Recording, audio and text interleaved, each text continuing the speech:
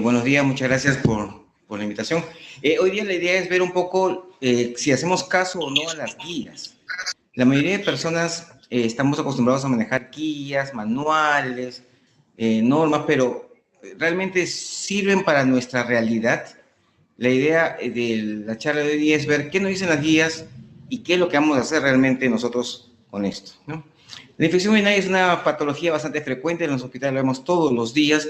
Y desafortunadamente es una patología que la gente va a la farmacia y le dan pues un analgésico o le dan ciprofloxacina un día o 2 días y después cuando viene al hospital tenemos pues muchas BLES y tenemos actualmente más complicaciones con bacterias carapenemasas que ya no, que están comenzando a aparecer en nuestro medio también todos los días.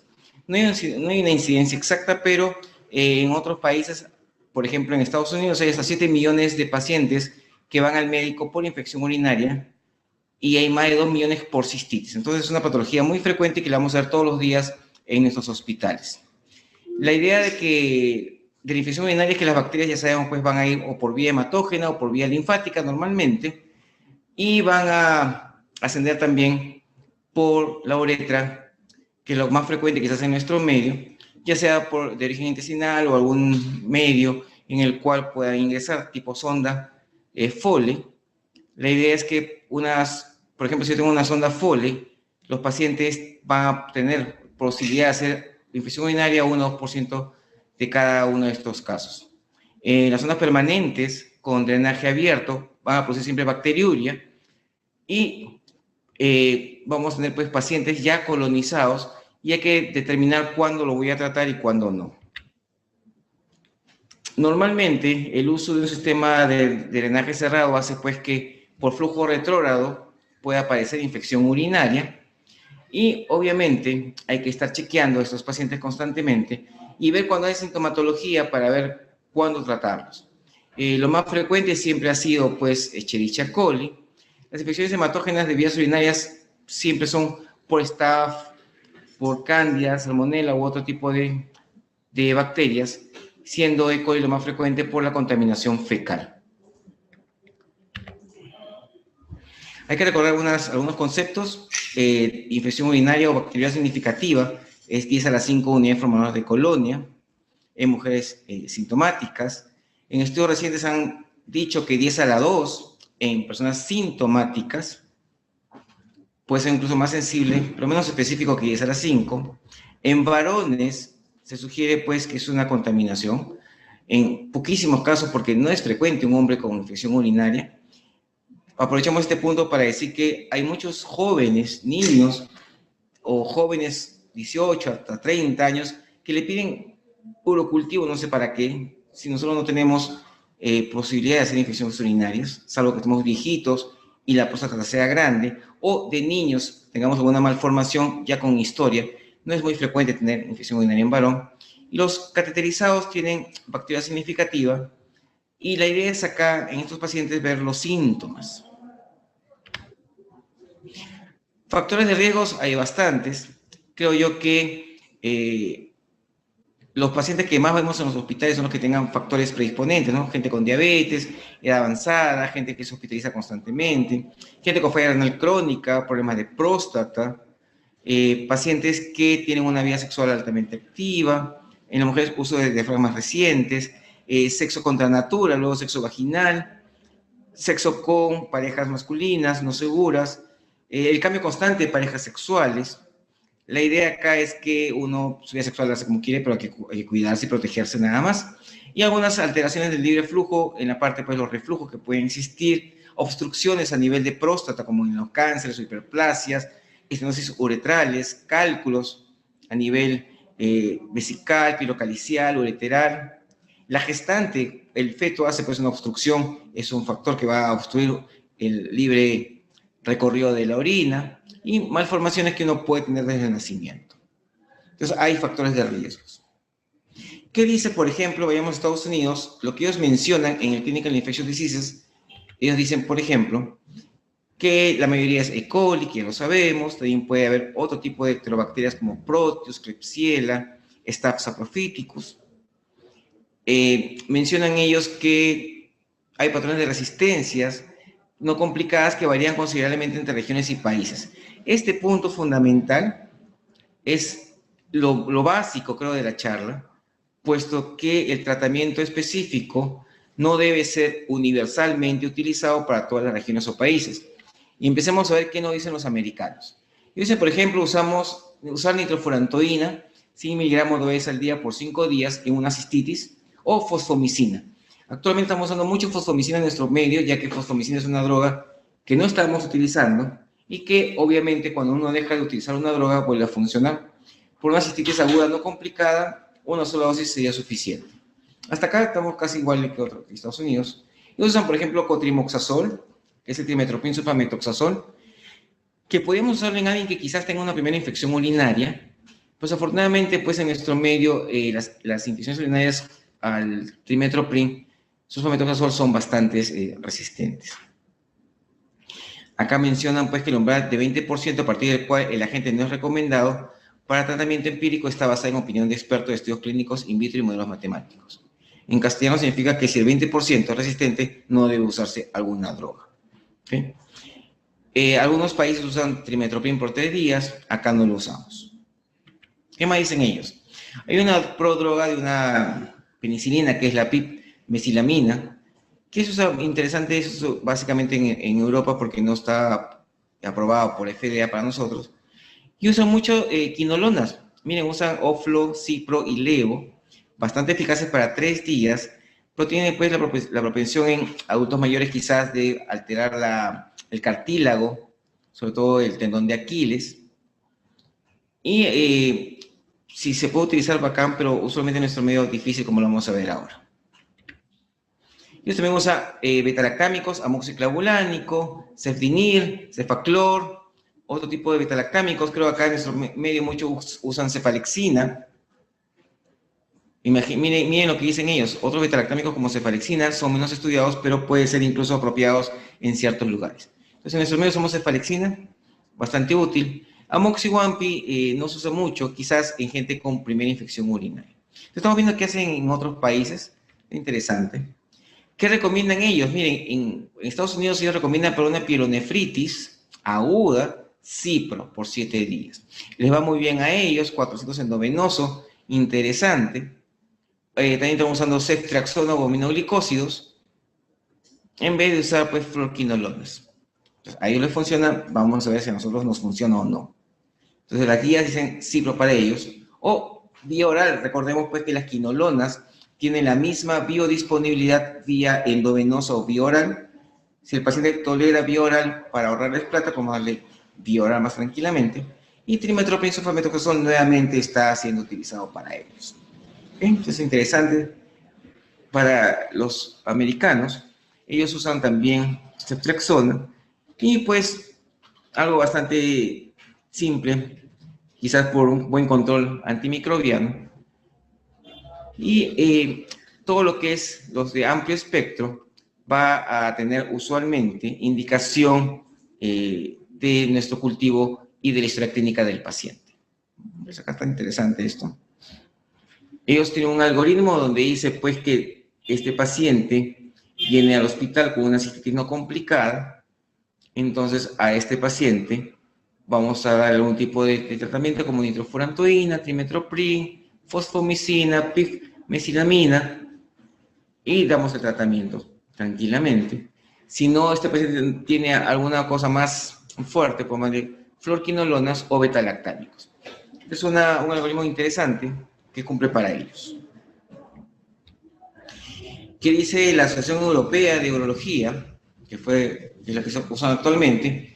Ellos también están usando para cistitis aguda no complicada, usan fosfomicina, una sola dosis, nitrofurantoína, pipmesilamina y alternativamente usan las quinolonas, ¿no? Entonces como que coinciden mucho estos dos grupos de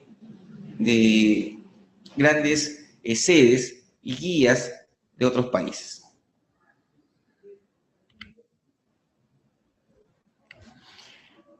Mencionan algunas cosas interesantes como una fluorquinolona parenteral. Se puede usar si la tasa de resistencia es menor de 10%, una céfalo de tercera generación, una resistencia de menor de 10%, una aminopenicilina más un inhibidor de beta-lactamasas, esto es amoxi-1-pi, en los casos de patógenos gram positivos con sensibilidad conocida, y un aminoglicósido carapenémico en la población con tasa de resistencia a fluorquinolonas mayor de 10%. Por lo tanto, como vemos acá, es importantísimo conocer la resistencia microbiana local. Es importante, ya que ninguna de las dos guías podemos utilizarlas tranquilamente en nuestro medio, debido a la resistencia que tenemos nosotros. Y aquí también recomiendan ellos para la parte de pielonefritis aguda, quinolonas y alternativamente betalactámicos. Interesante. Entonces vamos a ver ahora qué más nos mencionan ellos. Y usan mucho quinolonas, bastante interesante, antes usamos mucho nosotros. Recién, para casos graves, usan aminoglicósidos tipo genta o amica, y también ya usan los carapenems para casos bastante críticos. Es el algoritmo que usan ellos para pielonefritis aguda, donde comienzan a manejar pues quinolonas, aminopenicilinas, cefalosporinas, trimetoprim. Si no hay mejoría, ya el cultivo nos va a decir. Entonces, hasta ahora estamos viendo pues que tenemos que conocer la resistencia microbiana local, 1, hacer cultivos, 2, y que las guías deben ser de acuerdo a cada zona. En el seguimiento de los pacientes, en este seguimiento de los pacientes, hay que tener pues, los cultivos listos, pero todo va a tener que ser bien estructurado para poder chequear a los pacientes. Dicen que las mujeres cuyos síntomas de pielonefritis no mejoran en 3 días o en las que se resuelven y reaparecen al cabo de 2 semanas, deben hacer nuevos cultivos y antibiogramas. ¿No? Hay que chequear que estos pacientes se pueden reinfectar. Aprovechamos el tópico para ver qué hacemos en las gestantes. Las gestantes son el único grupo de personas que vamos a ver la bacteriuria asintomática y es la que tenemos que tratar. En los diabéticos no. Mucha gente viene, el diabético a la emergencia con tos, tiene una chancaca en el pulmón, tiene una masa en el pulmón, de una neumonía, y le hacemos el cultivo de orina, sale un bicho en la orina, que es básicamente un colonizante, y tratamos también infección urinaria, y nos olvidamos muchas veces de la infección respiratoria que lo llevó al hospital. Entonces, a quien hay que tratar es a las gestantes, nada más, ya que 1/3 de ellas hacen de una ITU baja, una ITU alta, y 1/3 puede complicarse hasta llegando a la muerte del feto. En las gestantes, recordar siempre, podemos usar betalactámicos, ¿no? Incluso podemos dar hasta nitrofurantoína tranquilamente en estos pacientes. Entonces ya comencemos a irnos a nuestro medio y ver qué vamos a usar nosotros realmente. ¿Okay? Se sabe que la E. coli es causante después de un 80% de las infecciones urinarias, en algunos lugares un poco más, pero tiene muchas resistencias. Y se sabe actualmente que hay cepas que se llaman cepas UPEC, que es la Escherichia coli uropatogénica, que tenemos a nivel mundial ya encontrándose varios genes de resistencia, que son genes resistentes a fluorquinolonas, a trimetoprim sulfametoxazol y a cefalosporinas de espectro extendido.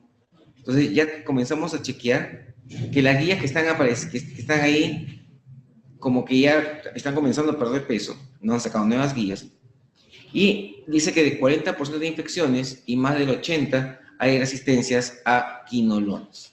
Eso ya lo sabemos acá. Entonces, yo les voy a enseñar acá qué hacemos en el hospital. En el hospital tenemos nuestro mapa microbiológico, que es parte actualmente de todos los comités de infecciones intrahospitalarias o infecciones asociadas a la atención de la salud, en donde anualmente se hacen pues ahora los antibiogramas para saber qué gérmenes están en cada hospital y cuál es su sensibilidad y resistencia. Entonces, este mapa microbiológico es lo que me va a decir a mí qué voy a usar en mi centro, en mi hospital. Entonces, por ejemplo, nosotros hicimos una tesis hace años, ya hace 10 años, hicimos una tesis acá en el hospital para ver qué había pasado en ese año Y lo que decía ahí, pues que el germen más común era E. coli, perfecto, y que la resistencia, mire, en el año 2008 a la cipro era de 51%. Esto es de la calle. La amicacina sensibilidad de 93% y nitrofurantoína de 86%. Por lo tanto, utilizar ciprofloxacina no era indicado para nada, y que amicacina era una alternativa ya desde esa época. Vamos un poco más. Este estudio es de otro hospital, y acá ellos ven, por ejemplo, que tienen una resistencia de Escherichia coli de 70% a la ciprofloxacina. Estamos hablando ya de 2015. Entonces, la resistencia de la Escherichia coli a quinolonas ha ido aumentando, y esto se debe fundamentalmente a la libre venta, pues, de quinolonas en las farmacias y al uso indiscriminado de quinolonas a nivel nacional. Entonces, por ejemplo, cada hospital sabrá qué porcentaje hay de cada uno de esos patógenos. Aquí en el hospital tenemos, por ejemplo, una prevalencia de 72% de E. coli, miren ustedes, causante de infecciones urinarias, y de ahí se baja dramáticamente hasta Klebsiella 8%, 4 enterococo y el resto de bacterias que también pueden causar. Entonces, ya sabiendo eso, comienzo a ver mi sensibilidad. Y vemos la sensibilidad a E. coli, tiene una sensibilidad de 97% a amicacina, 35% a ciprofloxacina, 35% a trimetoprim-sulfametoxazol, 93% a nitrofurantoína, y los carbapenems para estas E. coli de la calle, 99%. De las E. coli que tenemos, desafortunadamente, ya aparece otro grupo de bacterias que son las famosas BLE. Las BLE tenemos un 44%, y recordemos que las BLE, por teoría, son sensibles a carbapenémicos, pero también los BLE son sensibles a amicacina. Entonces, la idea para nosotros es ver el antibiograma de nuestra bacteria para ir tratándolas.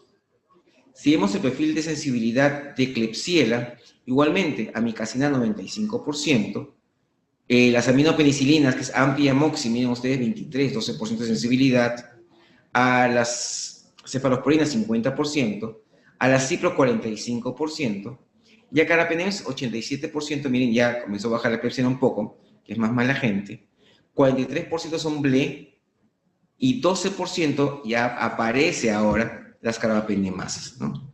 Tenemos ahorita pacientes aislados en el hospital que son KPCs, ¿no? Que tienen metalobeta-lactamasas y son resistentes. Entonces, ya estamos complicándonos un poco nuestra situación.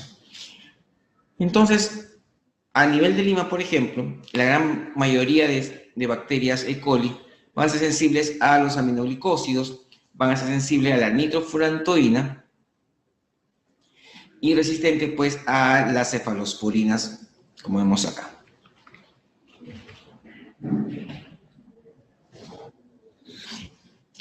Viendo un poco la sensibilidad, por ejemplo, del 2011 al 2012, de amicacina de 85 subió a 90%. Tenemos sensibilidad de cipro de 38 bajó a 25%. Y los carbapenems se mantienen en muy buen punto. Entonces, se recomienda hacer, pues, estos cultivos y antibiogramas con los discos que necesitemos. Por ejemplo, hay lugares donde no hacen agenta y si le hacen amica, o amica y no agenta, por ejemplo, pero cada uno puede tener diferente tipo de reacción. Los carbapenems ayudan bastante, nos pueden servir en estas situaciones, pero quizás para hospitalizar al paciente y al alta cambiarle a otra terapia. Entonces, las BLEs que tenemos nosotros todos los días son beta-lactamasa de espectro extendido, que hidrolizan las penicilinas, las cefalosporinas de amplio espectro, los monobactámicos, y que dirían, pues, algunas enzimas que vemos ahí, tipo TEM, SHB, y descritas, pues, el CTX, PA y el OXA. Están en plásmidos y se transmiten de cepa a cepa entre especies bacterianas. Para las BLE, ¿cuáles son los factores de riesgo? Edad avanzada, edad extrema, diabetes mellitus, y creo yo que una más importante en nuestro medio son las hospitalizaciones previas o prolongadas. Tenemos pacientes en los hospitales pues demasiado tiempo. Las postas, los centros periféricos no asumen manejar a estos pacientes.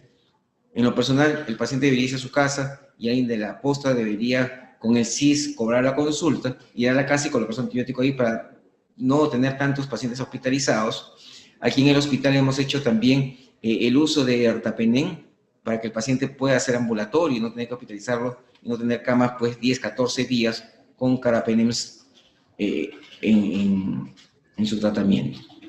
Pacientes con sondaje vesical anormal de tracto urinario, procedimientos invasivos, presencia de catéteres intravasculares, nutrición parenteral, ventilación mecánica, gastrostomías, úlceras de decúbito, desnutrición y bajo peso de nacimiento. Todos son factores de riesgo que vamos a ver para el BLE. Las preguntas que tenemos ahí vamos a ir respondiéndolas al final, por favor. Pues sigan preguntando. Los carbapenem que utilizamos son la terapia de elección para las BLE. Tenemos imipenem, meropenem, ertapenem, ya que son resistentes a la hidrólisis, tienen una actividad excelente para diversos estudios clínicos que han visto que sirven bastante. Existe una mejor sobrevida con imipenem. Hay varios brotes que han habido. Y actualmente estamos usando mucho ertapenem. Recordemos que el ertapenem es una muy buena droga y el ertapenem debería de usarse, por eso que hemos hecho una guía actualmente, para pacientes que tengan E. coli BLE, ya que ertapenem no sirve para pseudomonas. Pero alguien diría, pero si puedo usar también imipenem. Claro, lo que pasa es que si uso imipenem o meropenem, estaría matando a la E. coli y a las pseudomonas buena gente, por decirlo así.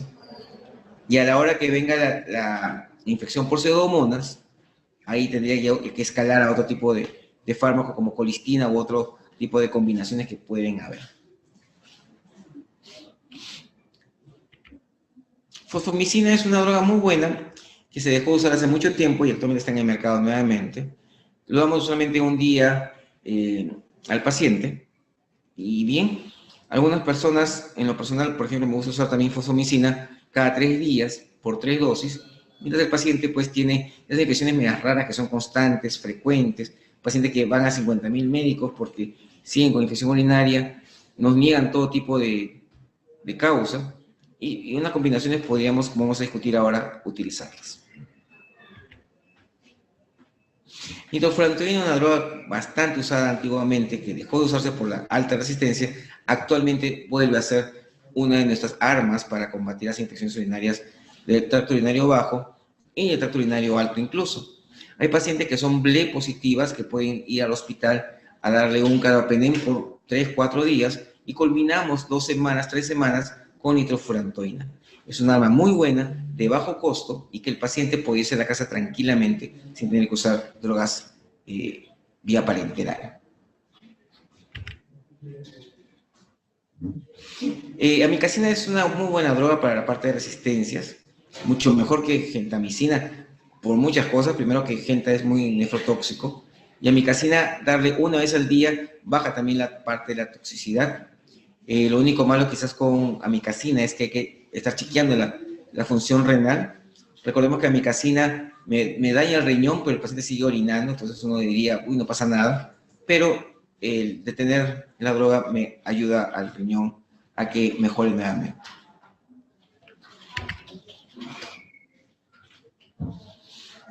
Entonces, ¿qué dice la evidencia con respecto a las BLE? Dice, a nivel hospitalario el tratamiento de elección es un carbapenem, imipenem, meropenem, ertapenem. Fosfomicina se considera una opción oral para tratamiento de ictus por BLE también. La duración de tratamiento es la estándar. La presencia de la bacteria BLE no supone necesidad de prolongar más tiempo los tratamientos. Esto implica que por ser BLE no hay que darle pues 1 mes, 2 meses, 3 meses, 2 semanas suficiente. Simplemente es una bacteria con cierta característica nada más. Se dice que el tracto digestivo es la principal fuente de BLEs para las personas, que se van eliminando cierto tiempo, y no sabemos que lo más probable es que sí, que la terapia antibiótica puede estar afectando la colonización de las personas. Usa mucho fosfomicina en otros lugares, más que nada para las ictus comunitarias, más que las hospitalarias, Y sí, pues yo diría que primero empecemos con endovenoso y luego pasemos a fosfomicina, pasemos a amicacina intramuscular si tiene miedo del oral, o pasemos pues a nitrofurantoína.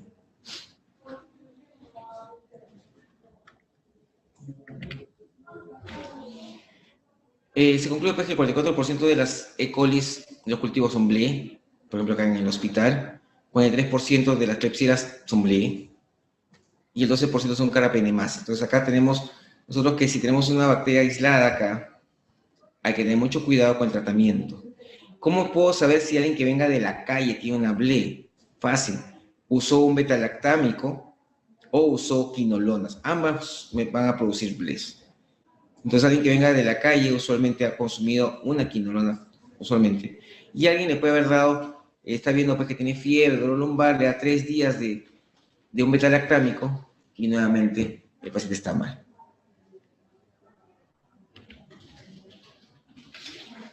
Acá en el hospital, por ejemplo, hemos tenido carapenemasas.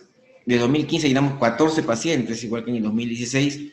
En el 17, 61, y actualmente estamos pues con más de 60 casos en el hospital. Hemos creado un área incluso para ese tipo de bacterias, para evitar que siga proliferándose.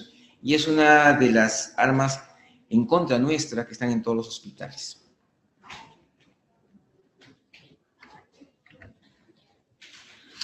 En el hospital internamente, la causa principal de infección nosocomial es el catéter, 80%, procedimientos y manipulación del sistema urinario. Normalmente el catéter que se coloca tiene todas las indicaciones del mundo, pero también hay que sacarlo inmediatamente.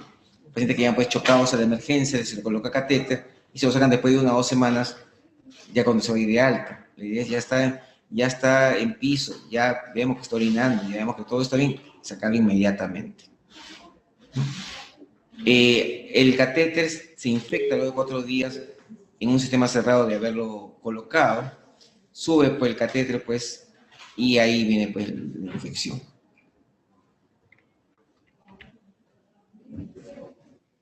Es una patología bastante frecuente, la infección urinaria nosocomial, explica al menos 40% de las infecciones nosocomiales. Hay bacteriuria que va a existir.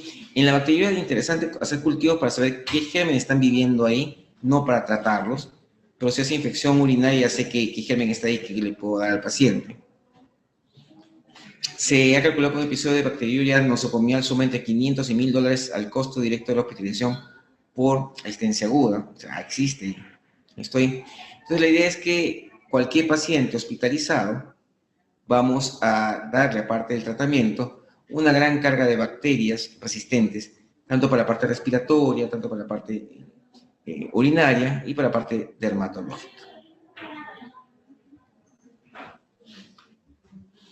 Hace varios años acá en el hospital se hizo, en el 2000, hace 10 años también, cuando nos vino el boom de ver nuestros gérmenes, se hizo así un día, se agarró a los pacientes y se vio que teníamos una resistencia más del 75% de E. coli hospitalarias. Incluso en algunas partes era 100%. Entonces, Cipro en hospital no se usa para hito.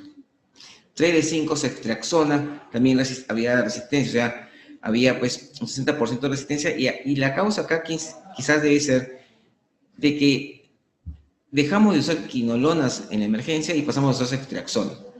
Entonces hay que ir chequeando bien para evitar las resistencias de fármacos que son cómodos, que lo podemos adquirir, pero que podemos ir pues creando monstruitos sin querer queriendo.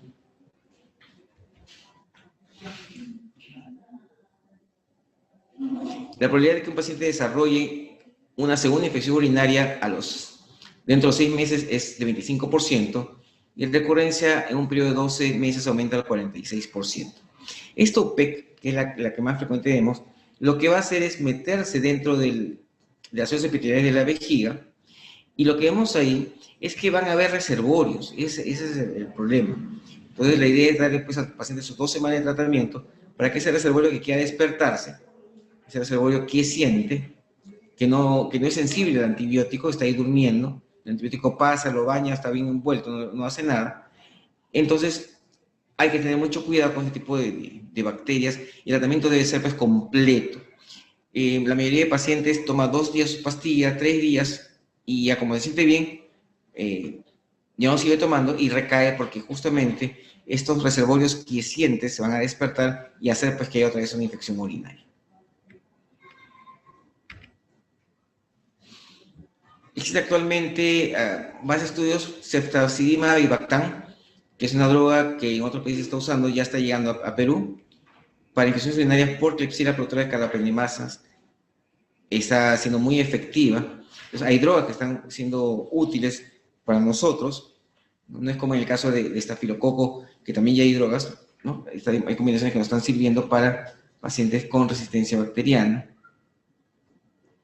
Tenemos infecciones urinarias por Klebsiella, pneumoniae, purpura de carbapenemasas en otros lugares, donde ya se están haciendo pues, combinaciones de terapia para poder combatirlas. Implica entonces que están estudiando sus gérmenes en cada centro.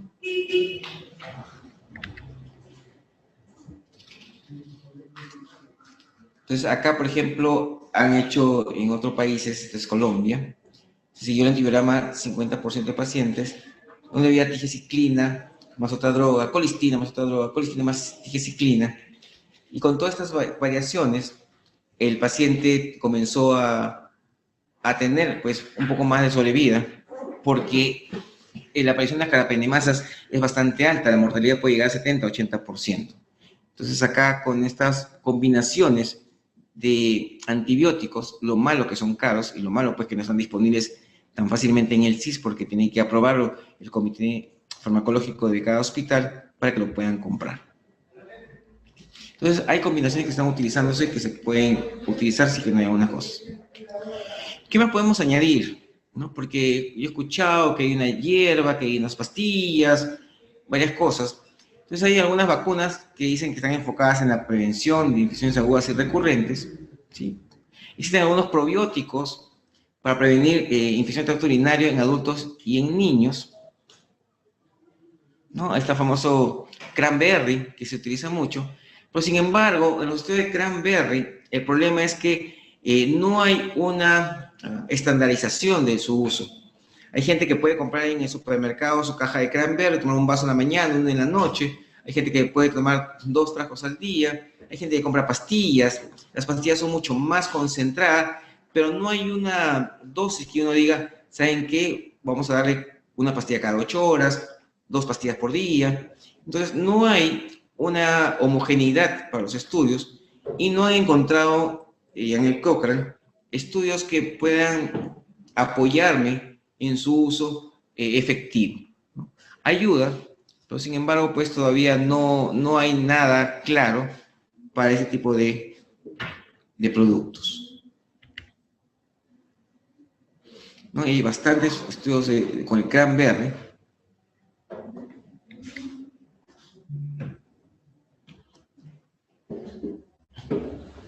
Entonces, básicamente, no hay diferencias significativas a los antibióticos para prevenir infecciones urinarias entre estudios pequeños, en estudios grandes.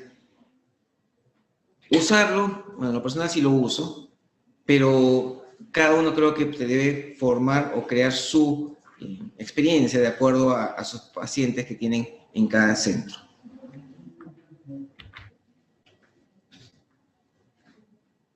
Bueno, son algunas de las cosas que también había en los estudios que la gente abandonaba, se retiraba del estudio. Y desafortunadamente, pues cuando uno comienza a buscar este tipo de sustancias, en las pastillas a veces no hay cuántos gramos tiene cada pastilla y no hay pues una dosis estándar para el paciente. Hay hierbas medicinales chinas, también para lo que es infección urinaria, y así tal cual, no hay un nombre en particular, lo dice en la literatura, en el que está buscando en el Cochrane, y dice hierbas medicinales chinas, o sea, HMC. Estas hierbas medicinales chinas, administradas solas o con tratamiento, pueden ser eficaces un poquito más que los antibióticos solitos para aliviar infección urinaria. Por tanto, sería un coadyuvante que podrían ayudar. Pero, sin embargo, los estudios son pequeños y se valoran como de calidad y metodología deficiente.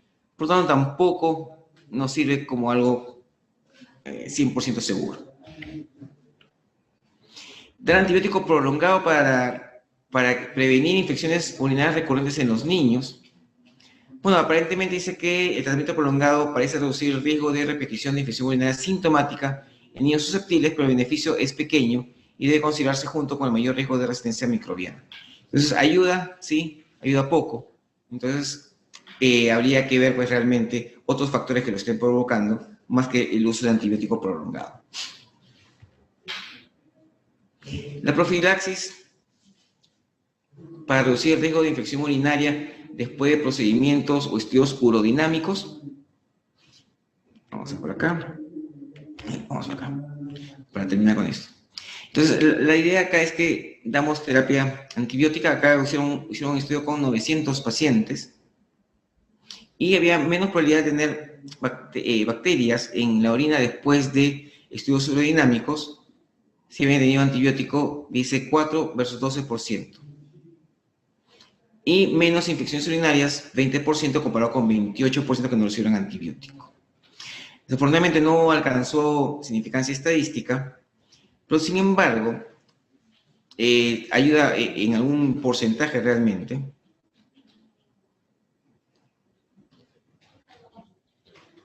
Entonces, sí, todavía se sigue recomendando, pero sin embargo no hay tampoco una guía que nos diga qué usar.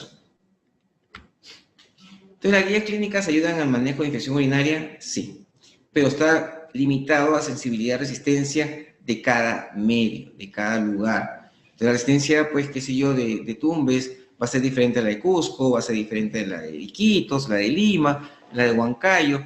Entonces, es obligatorio y es parte del Comité de Infecciones realizar por lo menos al año, anualmente, los mapas microbiológicos, puesto que en cada lugar van a manejar diferentes sus fármacos. No tenemos una guía nacional, debería ser una guía nacional excelente, y local mucho mejor, ¿no? Podemos hacer una guía, pues, que diga en cada zona y uniformizarla. Podemos trabajar con la Sociedad de Infectología, que ellos siempre están prestos a apoyar. Entonces podemos mandar quizás ideas por cada zona o cada región del país y unificarlo para poder hacer nuestra propia guía nacional de infección urinaria. Pero sin embargo, el uso nacional de antibióticos va a permitir que cepas sensibles sean las que estén frecuentemente en nuestro medio, no crear mostritos, no crear gérmenes multiresistentes, ya que desafortunadamente no tenemos la capacidad de manejarlos en algunos lugares porque hay resistencias, necesitamos pues colistina, a veces no hay en el hospital, a veces no hay en algún centro, y el paciente puede correr, su vida puede correr peligro simplemente por estar usando antibióticos que no debieron haberlo hecho durante su infección. Bien, entonces sería todo. Vamos a contestar las preguntas, que he visto que hay bastantes por acá. Y vamos a ver por acá. Entonces, en resumen, la idea es tener pues un mapa en cada zona nuestra para poder saber qué gérmenes tenemos y qué vamos a dar. Acá en Lima, por ejemplo, en forma pacientes que tengan mucha resistencia, usamos mucho aminoglicosios, amicacina, usamos carbapenems para los hospitalizados, y luego pasamos a vía oral con nitrofurantoína o fosfomicina, dependiendo. A ver, entonces vamos a ver alguna pregunta por acá. Están saludando a todos por acá, también nos saludamos por acá. Estos son saludos acá. Ya. A ver, pregunta dice acá. ¿Qué recomendamos para evitar las infecciones recurrentes en mujeres que deberían tomar de manera profiláctica? Y si es en ese caso fuese ideal el uso de cranberry, ¿cómo debería ser tomado? Esa es buena pregunta. En muchas mujeres se usa mucho lo que es nitrofurantoína como profilaxis, que no está mal, está bien. Pero sin embargo, yo creo que deberíamos buscar cuál es el factor predisponente en estas pacientes. Mucha gente, por ejemplo, que tengan sequedad vaginal es un factor de riesgo. Hay pacientes que usan ropa muy pegada, ropa en la cual la ropa pegada se supone que permite un mayor contacto con la parte gastrointestinal. Hay pacientes que no toman mucho líquido o se aguantan la orina. Yo tengo muchos pacientes que trabajan pues como, ¿cómo se dice? Las que están paradas en los supermercados ofreciendo sus productos, Ya, pues chicas están paradas todo el día y no van al baño hasta que se aguantan, y son las que tienen muchas infecciones urinarias a repetición. Entonces hay que ir chequeando más el factor. ¿Cómo usar el cranberry? Si lo van a utilizar, yo creo que mejor utilicen el cranberry, que es en pastillas, la pastilla que venden en esos frascos de productos naturales, porque tiene mayor concentración. Se puede usar 1 o 2 pastillas por día en pacientes que son muy a repetición de estas infecciones, pero hay que hacer después que tomen mayor cantidad de líquido, hay que hacer que no se aguanten orina, que orinen constantemente. Las mujeres son bastante cuidadosas, a diferencia de los hombres, cuando van al baño para orinar. No hay ningún hombre que me vaya a negar ahorita que uno tiene ganas de ir al baño, no importa cómo es el baño, uno va y micciona. La mujer no, la mujer tiene que ver que el baño esté bien pintado, que esté bien limpiecito, que la taza esté bonita, que no haya una gota de agua, y tienen todo el derecho del mundo de cuidarse. Pero eso hace pues que no miccionen, entonces se aguanten la orina. En lo personal, yo tenía una enamorada que tenía cistitis y íbamos cada vez que salíamos tenía que ir al baño como 3 veces, y no miento, íbamos como a 10 baños porque no le gusta el baño, que está cochino, que está sucio, que el agua no lo han pasado, etc. Y eso hace pues que no orine, y al no orinar, lo que hace es que las bacterias que están en esa orina se multipliquen a una infección. Tratamiento dice combinado con fosfomicina, ¿con qué? Por ejemplo, se puede mandar un tratamiento con amicacina, por ejemplo, también con amicacina 7 días, y le podemos dar fosfomicina 1 sola dosis al inicio, o podemos darle fosfomicina, se dice para hablar, se puede usar cada 3 días, por 3 o 4 dosis. Entonces podemos dar quizás al inicio las 2 juntas, 7 días completos de amicacina y fosfomicina cada 3 días a la par, ¿no? Se puede usar para una BLE, por ejemplo, ¿no? O alguien quizás que quiera dar más dosis, darla después que termine la amicacina. La idea también acá es ver pues que las guías son guías y la parte antibiótica es bastante problemática por las zonas. Entonces hay que tener mucho cuidado con la parte de sensibilidad de cada lugar para poder hacer más efectiva nuestro tratamiento. Dice, una gestante en el trimestre, ¿qué tratamiento se sugiere para una hito? En el primer trimestre, en teoría, para cualquier trimestre se usan beta-lactámicos. Amoxi, AMPI, cefalosporinas, eso podemos utilizar sin riesgo para el bebé, ¿no? La idea es acá dar la menor cantidad de tratamiento posible. Usar quinolonas en gestantes si es sensible. Si hay otra alternativa, usemos la otra alternativa. Recordemos que las quinolonas antes no se daban ni en gestantes ni en niños por la parte del cartílago de crecimiento, pero ya es un mito. Ahora lo damos si es que es sensible. Pues si hay otra alternativa, lo que nunca vamos a fallar son beta-lactámicos para las gestantes. Eso es lo que más se utiliza y menos problemático. ¿Ya? Muy bien. Sí, de Tumbes nos dicen, a ver, dice, el caso de gestante, la mayoría llega con ITU en primer trimestre, la primera opción que tenemos es nitrofurantoína. El problema es que en ese trimestre no lo toleran. ¿Qué opina de considerar el uso de cefalexina o amoxiclavulánico? Sí, me parece perfecto, usar cefalexina me parece bien. O amoxicilolito también incluso, ¿no? Usualmente estas infecciones son de las bacterias que uno tiene, que normalmente no deberían ser resistentes y deberían ser sensibles a este tipo de cosas. Y hacer su cultivo de todas maneras. Hito recurrente, hacemos el cultivo. Manejar, dice, hito recurrente en gestante, tratamiento ideal. Dejarle una cefalosporina en la gestante, vía oral o endovenosa. No recomiendo mucho usar, mucha gente usa extracción intramuscular. O sea, una que duele, y bueno, si no hay otra alternativa, caballero, usarla, ¿no? Pero no, usar la endovenosa si se va a usar. ¿Por cuánto tiempo, mencionan el Hospital Regional de Ica, saludos a todos, por favor, recomiendo usar cranberry de manera profiláctica? No hay nada determinado, realmente. Los pacientes con infecciones recurrentes, le damos el cranberry por 1 mes, 2 meses, solito lo dejan. Yo creo que por lo menos 1 mes después de su infección urinaria. Dice, hay casos en los que se ve en el reporte de laboratorio sedimento urinario con leucocito mayor de 100 por campo y escasas bacterias. Se solicita cultivo y este sale negativo. ¿Cuál sería la razón de este resultado? Habría que chequear si hay células epiteliales, lo que implicaría que es una mala muestra. Y lo otro es lo más frecuente, que la paciente ha tomado antibiótico en la calle. Existen muchas combinaciones de quinolonas con asocefazabal, con ese tipo de antiinflamatorios de tipo urinario, que a veces llegan, yo a veces no conozco ni los nombrecitos, busco en internet y me doy cuenta que es el antiinflamatorio más antibiótico. Entonces, chequear qué ha recibido, porque mucha gente dice, no, me dieron una pastilla para el dolor, y a la hora que me enseñan el blister, está el antibiótico ahí metido. A ver, si la paciente tiene 2 meses gestando y por los síntomas de ardor al orinar y sin fiebre, y el médico receta micacina en gramo 3 días, ¿está bien que le recete sin realizar un antibiograma o análisis? Usar quinolonas en gestantes no es muy recomendado, habiendo tantas alternativas como cefalosporinas que igual van a servir y no van a hacer daño al bebé. Se puede utilizar, sí se puede utilizar, sí que no tiene otra cosa el médico ahí, ¿no? Pero la idea es dar una cefalosporina y hacer el antibiograma, un cultivo de todas maneras. El cultivo es fundamental para poder saber ante qué germen estoy trabajando. A veces hemos manejado pacientes que con cefalosporinas y a la hora que me traen el cultivo son resistentes. Entonces, eso sí es fundamental. La nitrofurantoína la recomiendo usar cada cuánto y por cuántos días. Si es XR, pues, acción prolongada, cada 12 horas. Si es una ITU baja, 5 días a 7 días. Si es una ITU alta, de 10 a 14 días.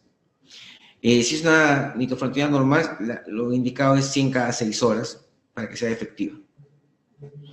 A ver, aquí me dice, ¿alguna otra pregunta? ITU recurrente en adultos mayores, tratamiento. Bueno, en adultos mayores, igual que el resto, habría que ir chequeando el factor de riesgo. Muchos de los adultos mayores usan pañales y están infectando constantemente con las heces. Los adultos mayores, recordemos, no tienen sed, por lo tanto, no orinan, y al no orinar, las bacterias se van multiplicando en esas zonas. En el adulto mayor lo que quería es hacerle sus urocultivos constantemente para ir chequeando qué tiene, ¿no? Ahorita quizás lo podemos manejar con una cefalosporina. Le pido al mes un control de otro urocultivo, solamente para saber qué germen tiene ahí puesto, ya que no tiene síntomas, y de acuerdo a eso lo vamos a ir manejando, ¿no? La idea no es darle a alguien tratamiento de por vida, la idea es darle tratamiento pues, por tiempos cortos y ver pues de acuerdo a lo que tiene. Hay pacientes, por ejemplo, que vienen con urocultivos que alguien les tomó y sale pues una E. coli resistente a todos los fármacos del mundo, a todos. Y a la hora que uno le pregunta al paciente si tiene molestias para orinar, no tiene molestias para orinar. El hemograma está normal. Le podemos pedir un PCR, el PCR normal.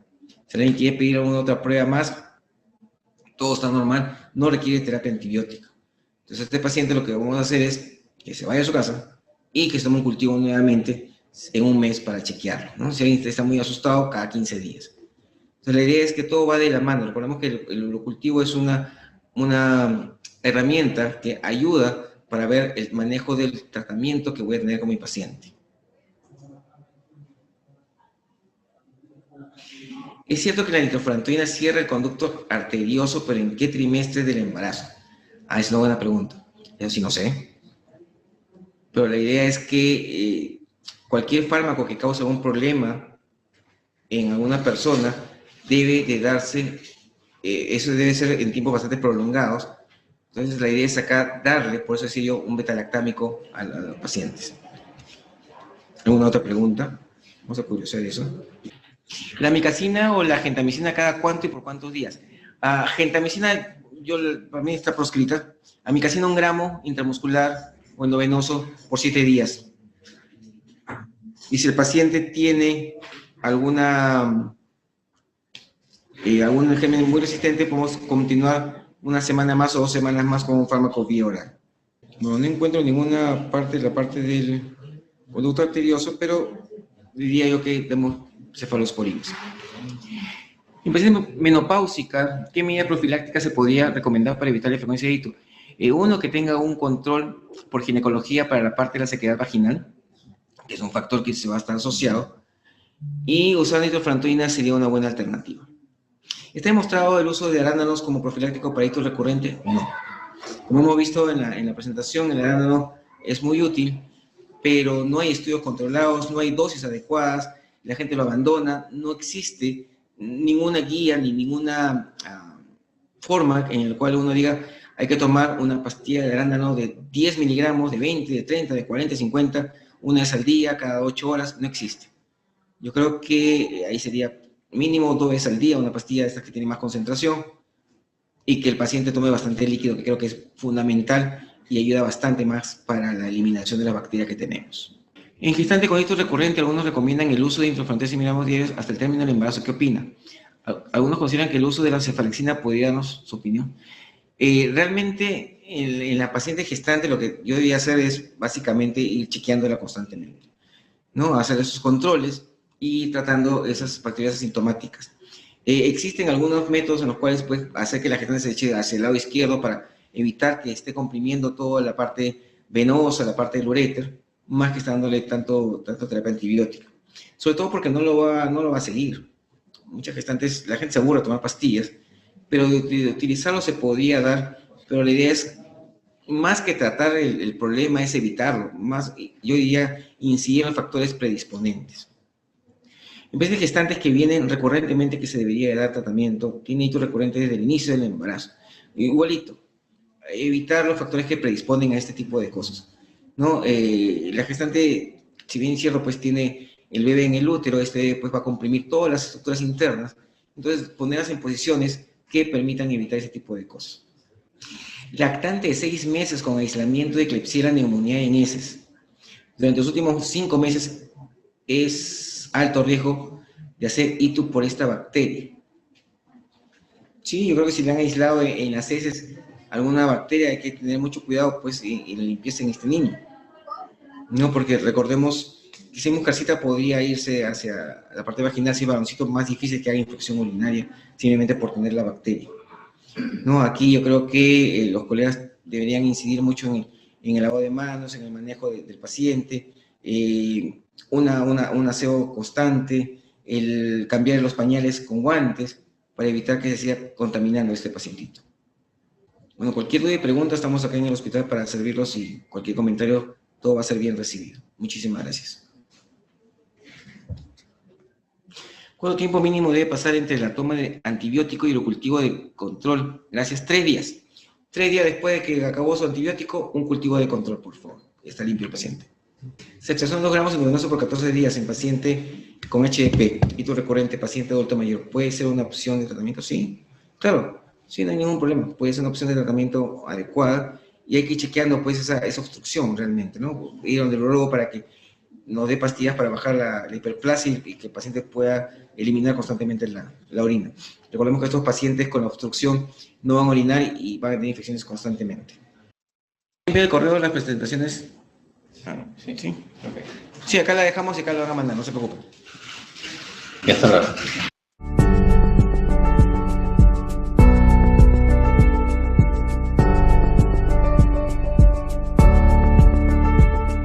Gobierno del Perú. El Perú primero.